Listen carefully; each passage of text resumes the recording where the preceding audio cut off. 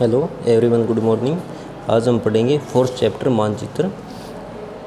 तो इससे पूर्व ग्लोब के बारे में पढ़ा है, जो पृथ्वी का यथार्थ रूप है, यानी पृथ्वी का ग्लोब है सही रूप होता है। ये सत्य है कि ग्लोब वैसे ही दिखता है जैसे पृथ्वी अंतरिक्ष से दिखाई देती है, जैसे ऊपर से पृथ्वी दिखाई देती है, ग्लोब भी वैसे ही गोलाकार दिखाई देता है।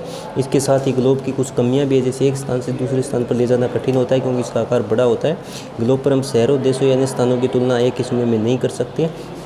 एग्जाम्पल के तौर पर देखो, ये एक मानचित्र है। इस पर हम अफ्रीका महाद्वीप, ऑस्ट्रेलिया दोनों महाद्वीपों को एक साथ देख सकते हैं। अफ्रीका एशिया को देख सकते हैं, लेकिन अफ्रीका दक्षिण अमेरिका को देख सकते हैं, लेकिन ग्लोब पर ऐसा नहीं होगा। उसको देखने के लिए उसको घुमाना पड़ता है। जब एक महाद्वीप को देखेंगे तो दूसरा महाद्वीप नहीं दिखाई देगा, इसलिए हम तुलना नहीं कर सकते।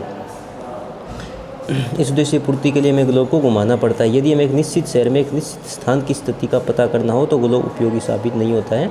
एक ग्लोब की इन कमियों को दूर करने के लिए मानचित्र बनाया गया था, उसका निर्माण किया गया था।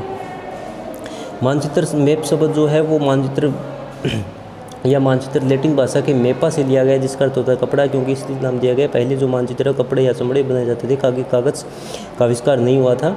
यदि हम संसार और इसके एक भाग को पेपर के टुकड़े पर रेखांकित करते हैं तो उसे मानचित्र कहेंगे। रेखांकित यानी कि कागज़, संसार या उसका कोई भी एक भाग है, उसको एक पेपर ले लिया, उस पर इस प्रकार से लाइन, जैसे कि भारत की स्थिति है, भारत के बारे में, भारत का मानचित्र बनाना है, किसी भी देश का मानचित्र बनाना है, उसको पेन या पेंसिल या किसी भी प्रकार से उसको अंकित करना है, रेखाएँ खींचनी है।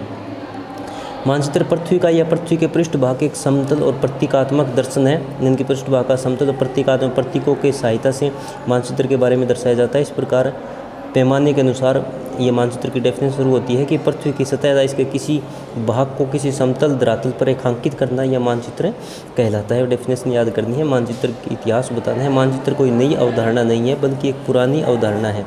मानचित्र में ग्रीक विद्वानों ने मानचित्र बनाए थे। ग्रीक कहाँ पर है? देखो, ये इटली है। इटली के निकट देश है। यूनान का दूसरा नाम क्या है?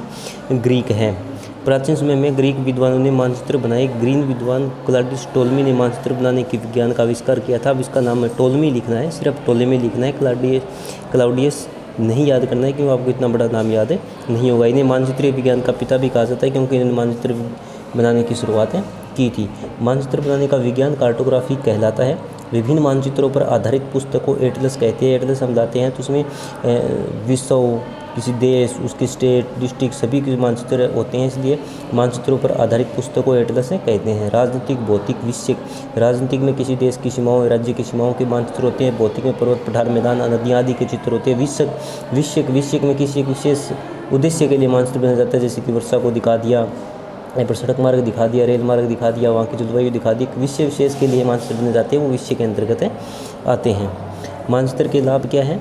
मानचित्र के लाभ, मानचित्र साधारण स्पष्ट रूप से पृथ्वी की सतह के बारे में जानकारी प्रदान करता है, आसानी से समझा जा सकता है। एक समतल मानचित्र द्वारा एक छोटे कागज़ के टुकड़े पर बहुत बड़े क्षेत्र को दिखाया जा सकता है। छोटा सा कागज़ का टुकड़ा, इस पर पूरे सभी महाद्वीप दिखा दिए गए हैं। मानचित्र में एक ही समय में देश, शहर और अन्य स्थान तुलना करना बहुत आसान होता है। अगर यहाँ पर भारत का एक मानचित्र होता, उसमें उस भारत के राज्य, उसके शहरों की भी तुलना में कर सकते थे। मानचित्र को किसी एक स्थान पर आसानी से ले जाया जा सकता है, इसको मोड़कर किसी भी स्थान पर ले जा सकते हैं। मानचित्र में चिन्ह और प्रतीकों के लिए अलग अलग रंगों का प्रयोग किया जाता है। इनके मानचित्र को और अधिक आसानी से समझा जा सकता है, जैसे कि रेलवे लाइन के लिए अलग लाइन लगा दी, नदी के लिए अलग लाइन है, सड़क मार्ग की अलग लाइन है, उसके सामने आगे लिख दिया जाता है ये लाइन है और रेल मार्ग को दर्शा रही है, सड़क मार्ग को, उसके द्वारा मानचित्र है बहुत अच्छा और सुंदर हो जाता है। मानचित्र को विशिष्ट उद्देश्य के लिए बनाया जाता है, जैसे कि मौसमी दशाओं को दिखाने के लिए एक मौसम मानचित्र बना देते हैं, जिसमें किसी विशिष्ट समय और स्थल की मौसमी दशाओं को दर्शाया जा सकता है। एक राजनीतिक मानचित्र, जिसमें कि विभिन्न देश, राज्यों आदि की सीमाएँ प्रदर्शित की जाती है। इस प्रकार मानचित्र के बहुत अधिक लाभ है और ग्लोब से अधिक उपयोगी मानचित्र माना जाता है।